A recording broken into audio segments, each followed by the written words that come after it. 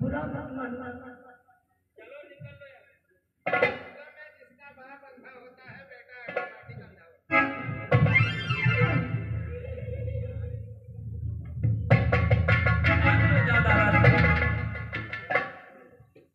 देखा भाग भेम देखा आज नारियों के द्वारा मेरा शांत हो जाओ दादा। हे दादा सिंह कि तुम शांत रहो। हाँ दादा सिंह कि तुम शांत रहो, मत क्रोध करो। ये हंसी की सारी बातें हैं।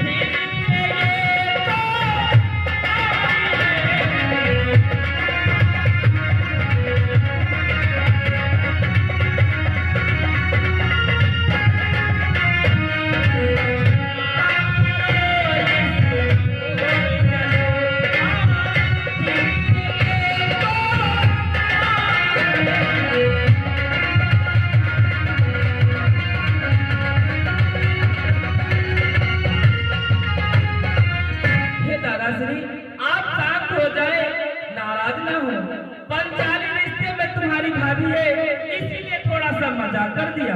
और ये तो स्त्रियां हैं, ये नहीं समझती कौन सी बात बोलनी चाहिए अथवा कौन सी नहीं, जो भी मुंह में आता है बोल देती है। अगर उसने आपको कुछ गलत कह दिया तो उसकी तरफ से मैं आपसे क्षमा चाहता हूँ। चलो ठीक है, आगे के लिए प्रावधान करो। आओ दादा आओ।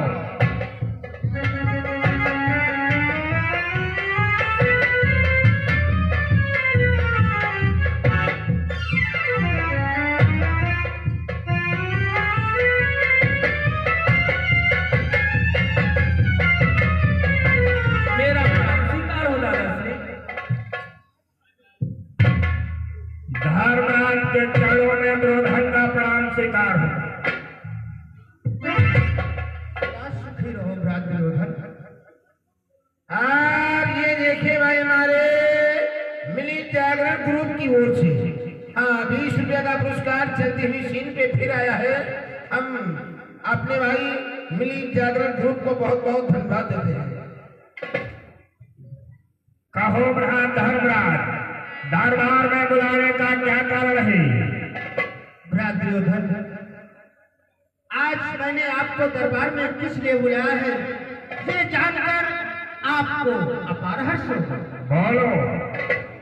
आज हम यज्ञ पूजन करना आना चाहते हैं, जिसमें सर्वश्रेष्ठ सर्वोपरि ऊंचा सिंहासन भगवान द्वारकाधीश कन्हैया को देना चाहते हैं, जिसमें तुम्हारा विचार जानना चाहता हूँ। वाह धर्मराज, ये तो आपका विचार सर्वसे यथोचित है। यह द्वारकाधीश को सर्वश्रेष्ठ सबसे प्रिय उचित स्थान देना चाहते हो तो अति उत्तम बात है। शीघ्र ही द्वारकाधीश को दरबार के मध्य बुलाओ। वो देखो, सामने से उनका रथ आ रहा है।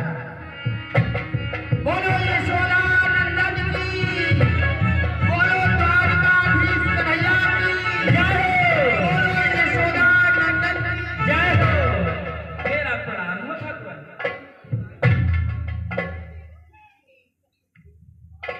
आओ भगवान, आसन ग्रहण करो।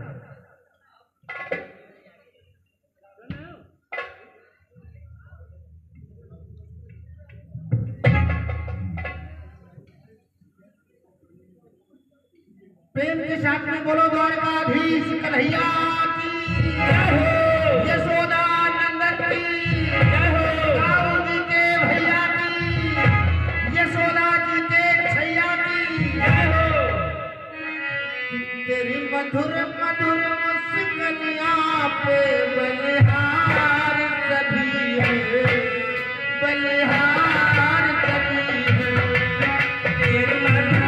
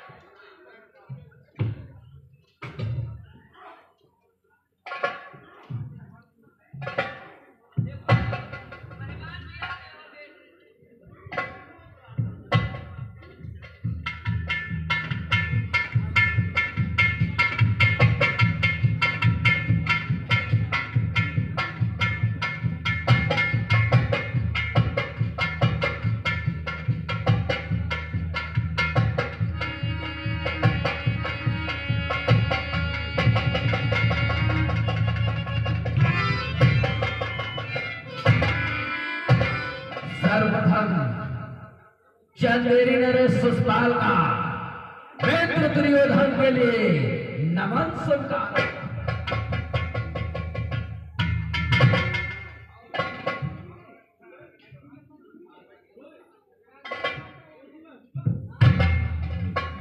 साथ साथ में चंदेरी नरेश शिशुपाल का धर्मराज के चरण कमलों में बारंबार प्रणाम स्वीकार। सदा सुखी रहो शिशुपाल। खैर विलंब से आए कोई बात नहीं, आओ आसन को ग्रहण करो। धर्मराज, जब आपके राज दरबार में आ ही चुके हैं तो हम आसन को तो अवश्य ग्रहण करेंगे, किंतु यह प्रकट करो इस अग्र पूजा में सर्वोच्च उच्च सिंहासन तुमने किसको दे रखा है? अरे शिशुपाल, जब तुम्हें अपने कानों से सुनोगे कि मैंने सर्वश्रेष्ठ सर्वोपरि ऊंचा सिंहासन किसको दिया है तो खुशी से झूम उठोगे शिशुपाल। अच्छा, तो फिर विलंब करो, अधिक प्रकट करो। इस यज्ञ पूजा में सर्वश्रेष्ठ सर्वोपरि ऊंचा सिंहासन भगवान द्वारकाधीश कन्हैया को दिया। लगता है तुम्हारी बुद्धि भ्रष्ट हो चुकी है। मैं तो तुम्हें बुद्धिजीवियों में विकसित समझता था, लेकिन तुम मूर्ख ठहरे। धर्मराज, कि तुम मूर्ख और अज्ञानी हो, अपमान बुलाकर हो।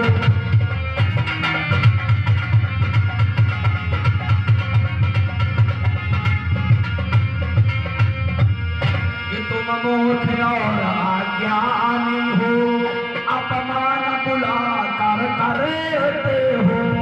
अधिक है ऐसे फल आने में जो निंदा मुझको करते हो।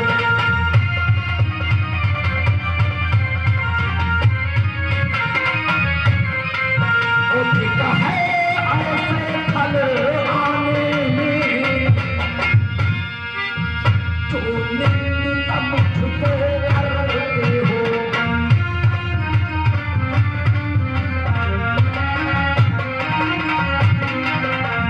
अधिकार है ऐसे स्थान पर जाना जहां पर सम्मान के बदले में सरासर अपमान होता हो। और धर्मराज, कि तुमने क्या समझा धर्मराज, तुम्हारे को इतना मान दिया, तुम्हारे को इतना मान दिया। इतने महान सद्पुरुषों का तुमने सबका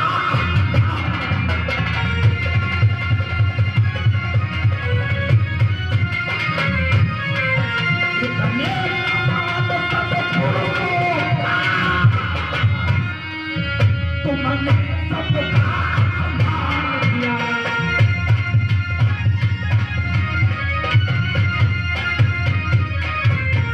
आखिर ऐसी कौन सी विशेषता देकर इस चौदह कबाड़ छोकरे को ऊंचा सिंहा? अरे शिशुपाल, आज तुम्हें क्या हो गया है जो इस प्रकार से बहकी बहकी बातें कर रहे हो? शिशुपाल, मेरी बात को सुनो शिशुपाल, कि तुम खुद बन रहे हो मूर्ख। हे चेतराज कुछ ध्यान धरो।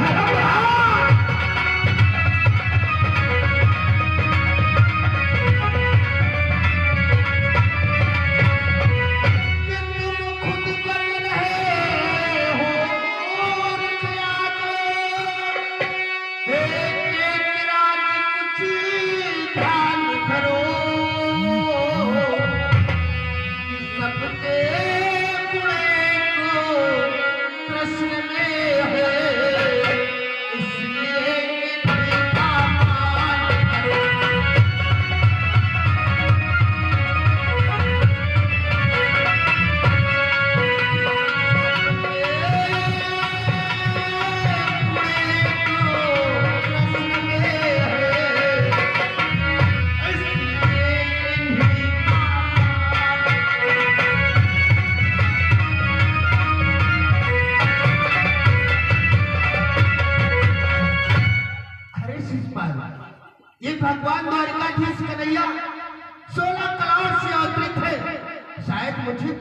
प्रतीत होता है कि इनके विषय में तुम्हें जरा भी क्या क्या जानते हैं इसके बारे में? अच्छा, तुम जानना चाहते हो तो लो, मैं तुम्हें बतलाता हूँ। आखिर है क्या कि तन की जाने मन की जाने जाने की चोरी, ऐसे प्रभु के काज को है।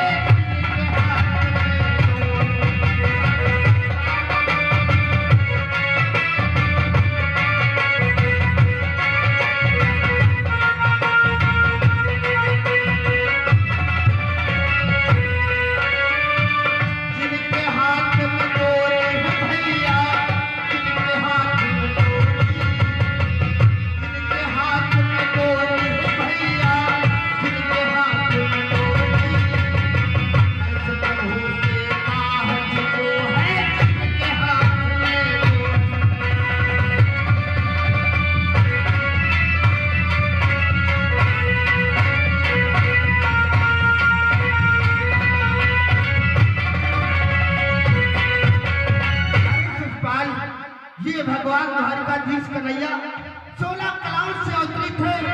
कण कण में वास है इनका, रोम रोम में बसे हुए हैं। ये साक्षात पार ब्रह्म परमेश्वर का अवतार है।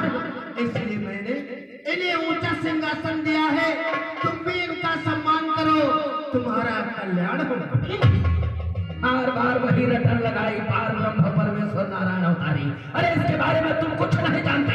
इसकी हकीकत क्या है ये हम तुमको बतलाते हैं कि ये सूर नहीं, ये पीर नहीं, ना तो कोई आचारी है, ना तो कोई आचारी है। एक नच रही को पूज रहे और कहते हो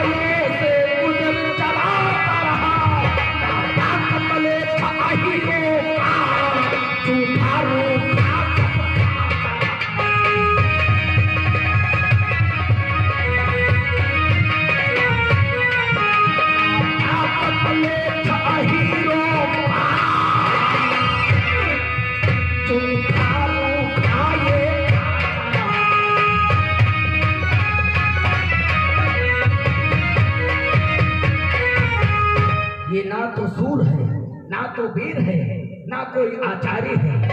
ये नंद के वहां गैयों को चराने वाला चरवाहा है। दूसरों के घरों में चोरी करके पेट को पालने वाला एक चोर है। इसलिए हमारा कहना मानो, इस चोर को, नचनिए को, कमार को, लठमार चरवाहे को, अहिर के छोकरे को, नापाक मलेच्छ को निकल।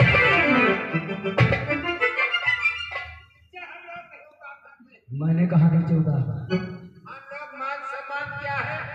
भगवान माना है, नीचे नहीं उतार सकते। मैंने कहा नीचे उतार। मूर्ख कहीं का, हमसे चुपा लड़ा।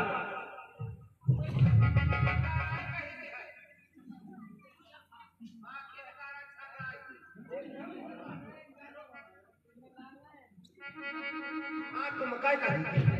है हो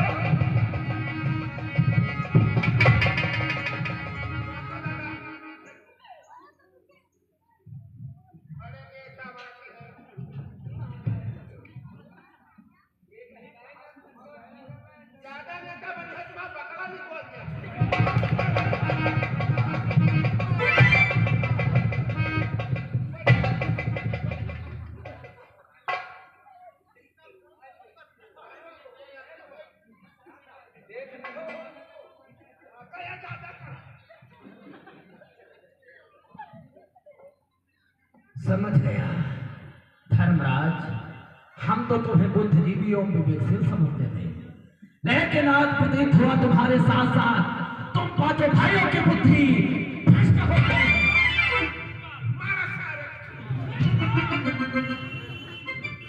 महक होगा शिवपाल, हमारी सभा में आकर के द्वारकाधीश ऋषिकेश का अपमान से अपमान किया जा रहा है और हम समस्त भाई कुछ भी नहीं बोल रहे हैं। इसका मतलब ये मत समझ लेना तुझे यहाँ पर टक्कर देने वाला कोई नहीं। शिवपाल, इनके बारे में तू कुछ नहीं जानता, इसलिए बहुत कुछ बोल चुका। अब मत बोलना कि अब तक इनका अपमान किया, इस समय अब इस समय अपने पापों की क्षमा मांगो। ये असंभव है।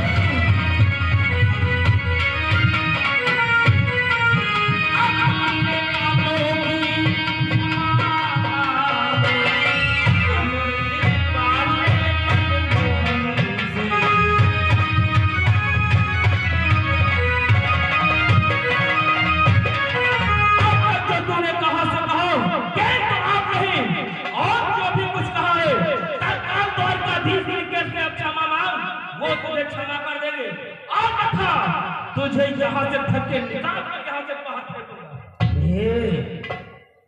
अतिथियों का किस प्रकार से मान सम्मान किया जाता है, लगता है धर्मराज ने तुम्हें ये शिक्षा नहीं दी। मुझे भली भांति मालूम है कि अतिथियों का सम्मान किस प्रकार किया जाता है, किंतु अतिथि भी अतिथि का कार्य करे। चंचल, इसे समझा दो, यहाँ से चला जाए।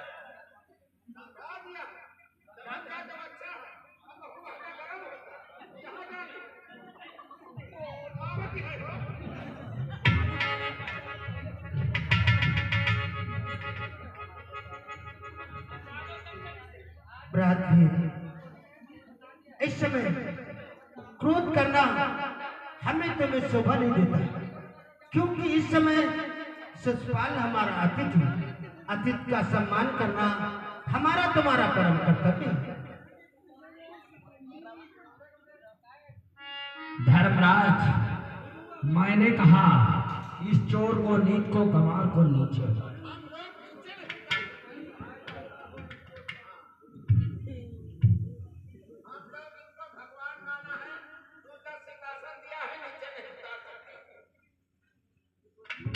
अरे इससे अच्छा तो तब था धर्मराज, तुम्हारे राज दरबार में ऐसे ऐसे महान पुरुष उपस्थित हैं, अगर उनको बुलाकर उच्च सिंहासन दे देती तो ये चंदेरी नरेश शिशुपाल खुशी से झूम उठता। अच्छा, हमारे समाज में ऐसे कौन कौन से महापुरुष थे जिनको हमें उच्च सिंहासन देना था? तुम्हें इतना भी नहीं मालूम तो हम बतलाते हैं, आखिर ऐसे वो कौन से महान।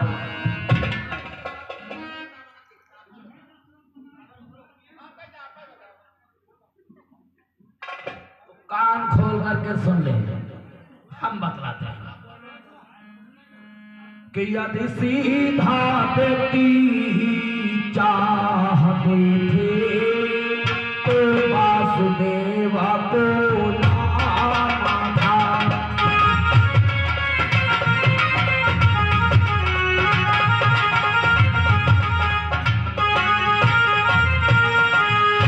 यदि सीधा व्यक्ति चाहते थे तो वासुदेव को लाना था, और ऋषियों में अगर पूजना था तो व्यास मुनि बुलवाना था।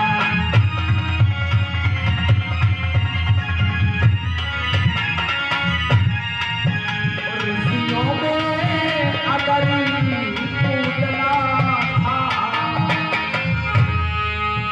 तो व्यास मुनि बुलवाना था।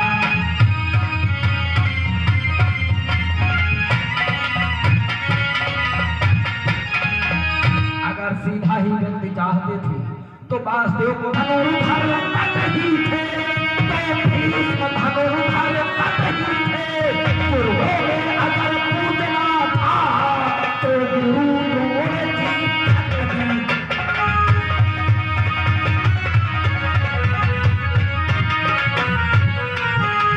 फिर भी ऐसा नहीं किया। इसलिए मैं कहता इस चोर को नीच को गंवार को ही के ठोकर लठ मार चरवाहे को नीचे उतार।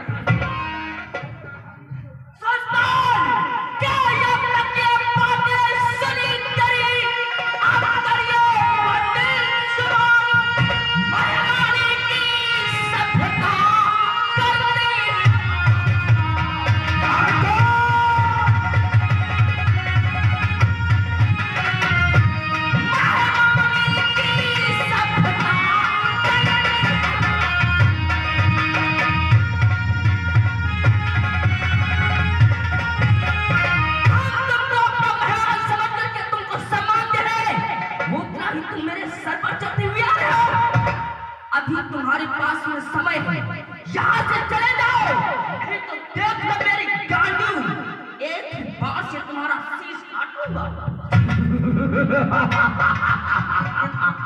धर्मराज, बड़ों के सन्मुख छोटे कैसा बर्ताव करते हैं?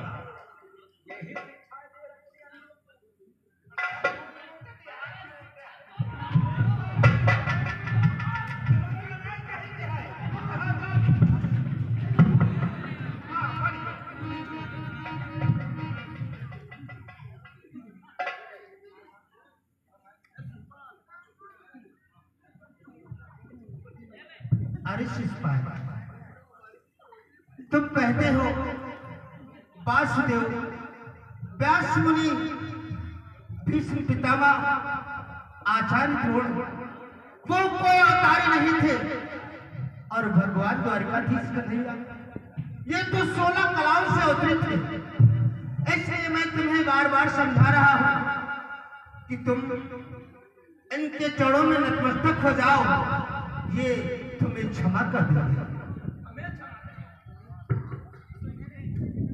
मैं कहता हूं इसको नीचे उतारिए।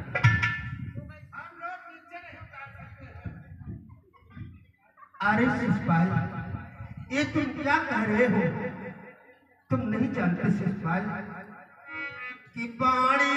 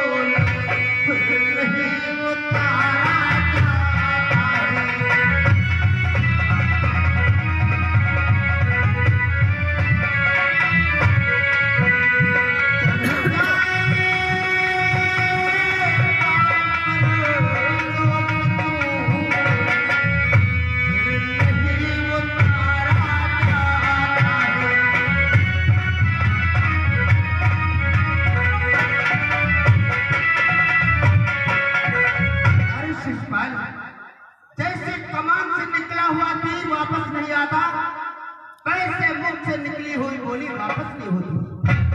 भगवान द्वारकाधीश कन्हैया का सम्मान किया है, उन्हें ऊंचा सिंहासन प्रदान किया है।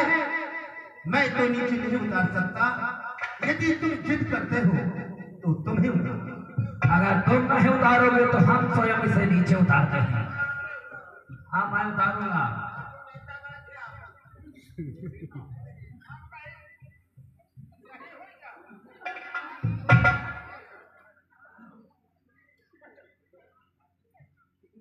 बोरे अहीर के छोकरे, मैंने कहा नीचे उतार।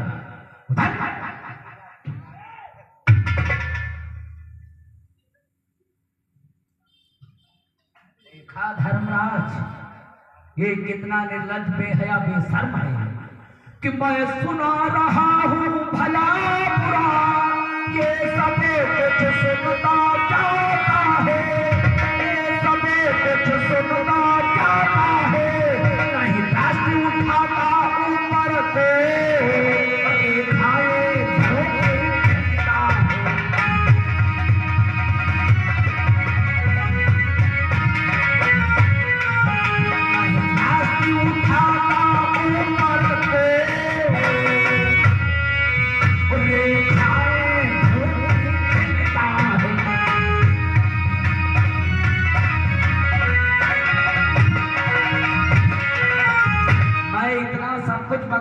लेकिन सारी सुनी बात को अनसुना कर रहा है।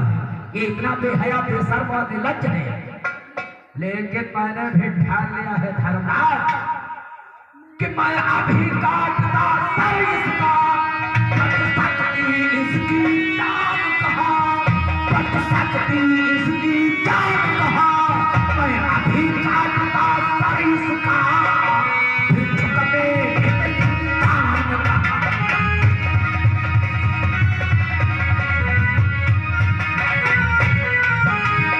अभी काटता सर इसका भिक्षुक में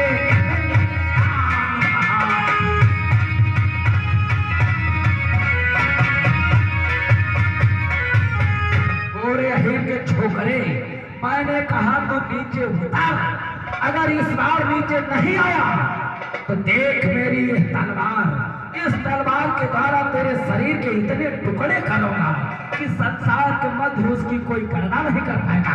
उतारे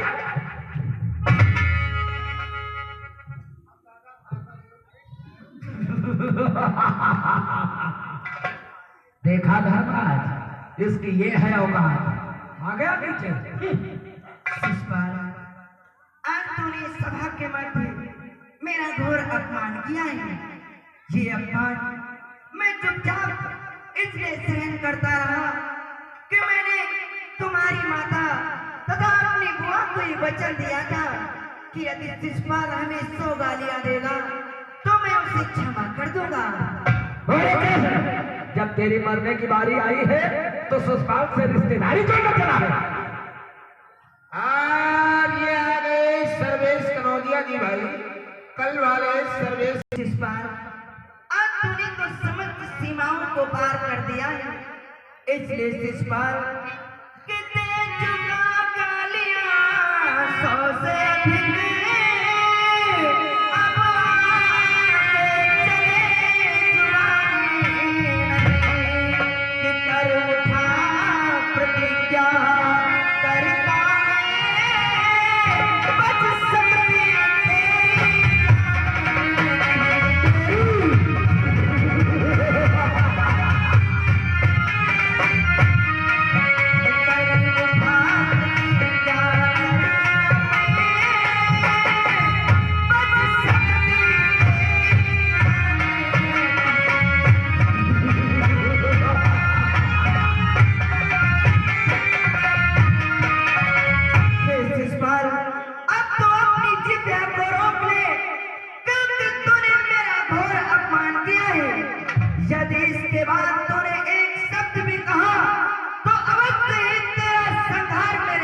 से होगा। और आज तू मुझे एक नीच अहीर का छोरा, एक नचनिया बतला रहा है। सर्वप्रथम तू अपने आप को दे कि तू कहाँ का वीर है। शिषपाल, कि मैं गया प्रयाग के राज को था कि द्वारिका चला दी थी तूने कि मम पूजिता मां यदुवरी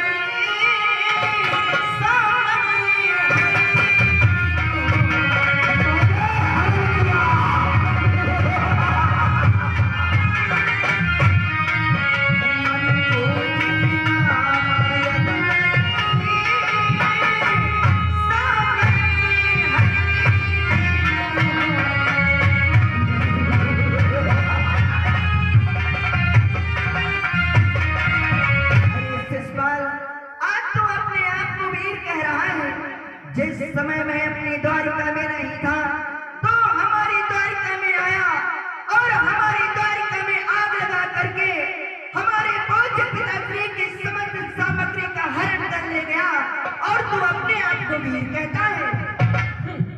और ये नहीं जानेगा कि तेरी द्वारिका में मैंने आग लगाई तो आखिर क्यों लगाई? क्यों लगाई तूने हमारी द्वारिका में आग? क्योंकि मेरा विवाह रुक्मिणी के साथ होने जा रहा था। वहां पर तूने हमारे साथ में छल किया, कपट किया, चोरी चुपके से रुक्मिणी का हरण किया। उसी प्रतिशोध को चुकाने के लिए मैंने तेरी द्वारिका पर चढ़ाई की। अगर उस दिन तुम मिल जाता तो तेरी द्वारिकापुरी के साथ साथ तुझे भी जलाकर। अरे मूर्ख शिषपाल, ये शादी ब्याह के युग तो स्वयं विधाता बनाता है। तेरे भाग्य में रुक्मिणी नहीं तो तेरा विवाह रुक्मिणी के साथ कैसे होता? इसलिए शिषपाल, अब समस्त सिपाही पार हो चुके हैं, इसलिए तुम मरने के लिए तत्पर हो जा। अगर ऐसी बात है तो उलट पुलट हो जाए तो हो जाए संसार। आपके भी छोड़ो मुझे तो मुझको धिक्कार। क्या करने के लिए हो भैया?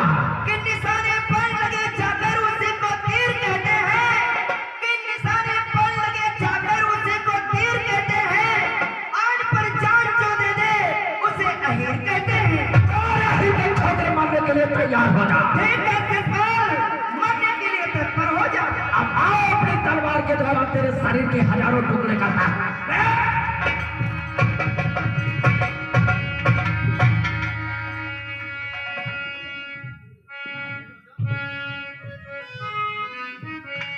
धर्मराज, धर्मराज, तो क्या कर दिया धर्मराज? अपने सभा में मछला नारा मित्र सुपाल का पद करवा दियो।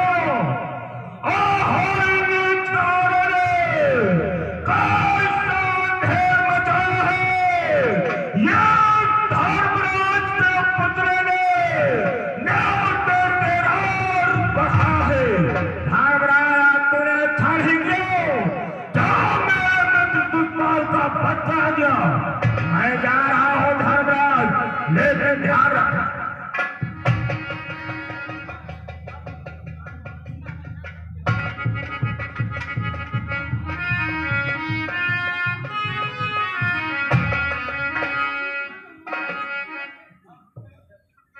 ये क्या मोहन भैया,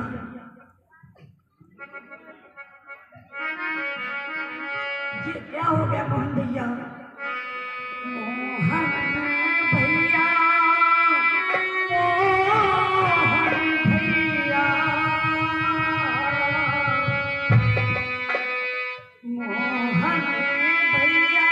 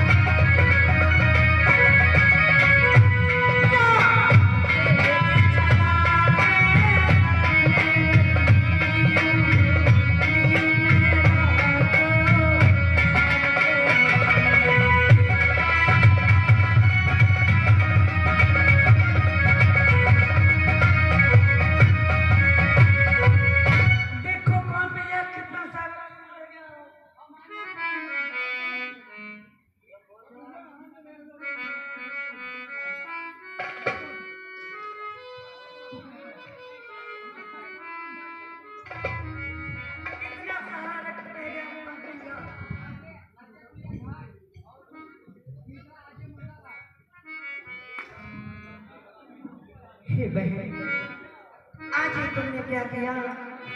हमारी उंगली से तो थोड़ा सा रक्त बह रहा था, आज आपने अपनी इस नई चीर को फाड़ करके हमारी उंगली से बांध दिया।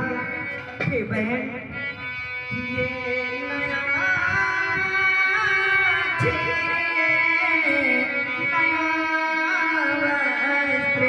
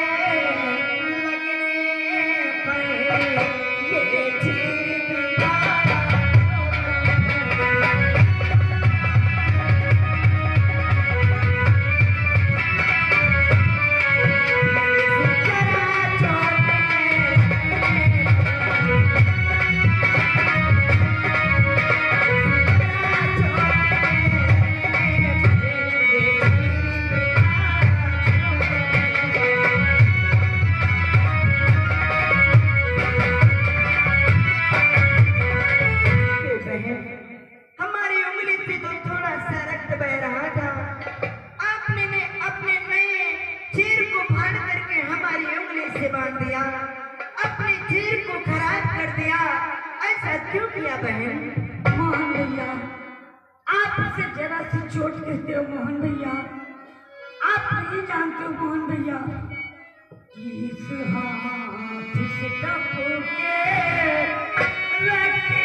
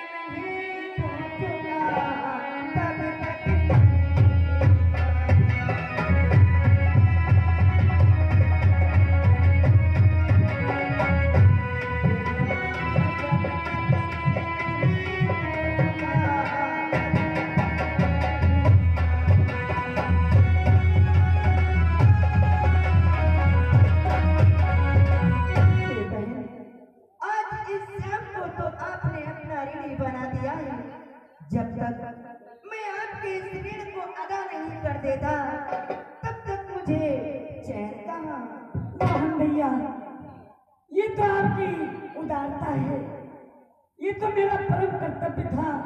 इसमें वीर और कर्म की क्या बात है मोहन भैया? बहन, आपने अपने कर्तव्य को निभाया है।